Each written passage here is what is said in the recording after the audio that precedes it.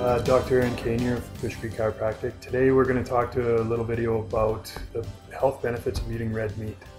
And I know that that sounds really weird with all the press and everything that we get and all the education that we've had in the past about how bad red meat is for us, how it's going to cause you to get fat, it's going to cause heart disease, it's going to get you a heart attack.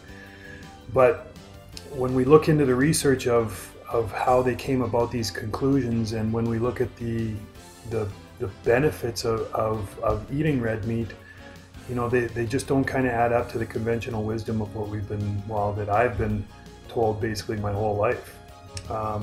When we look into it, it's kind of interesting to see how they come across some of this information to say that red meat's bad for us. And a lot of this comes down to what they call food frequency questionnaires. So they give large amounts of people this food frequency questionnaire where people would go back and then say kind of what they ate in the last period of time, what the portions were, and then a group of scientists get together and they compile all the information and make conclusions based on the information that they gathered from a large amount of people.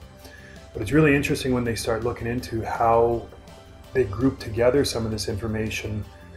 It's kind of messed up because they include red meat into things like lasagna, pizza, sandwiches, hamburgers. And if you've seen any videos that I've done before, or know anything about the detrimental effects of grains, gluten, and how that directly leads to heart disease, cancer, stroke, basically degeneration and breakdown of the body, that when we look at kind of the facts of it, it's not necessarily the meat, it's what we're eating with that meat.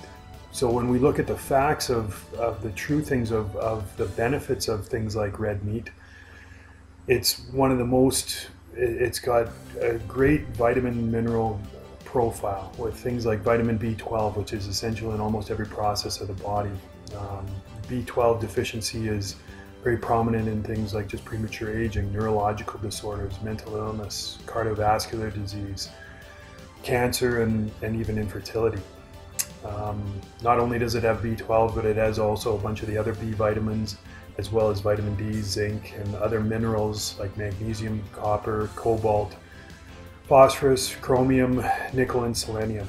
But one of the best things about red meat is its fatty acid profile. Now, red meat is kind of comprised, when we're talking about that, we're talking about ruminant animals. So ruminant animal includes, it's basically based on how their stomach is and how they process the food that they eat.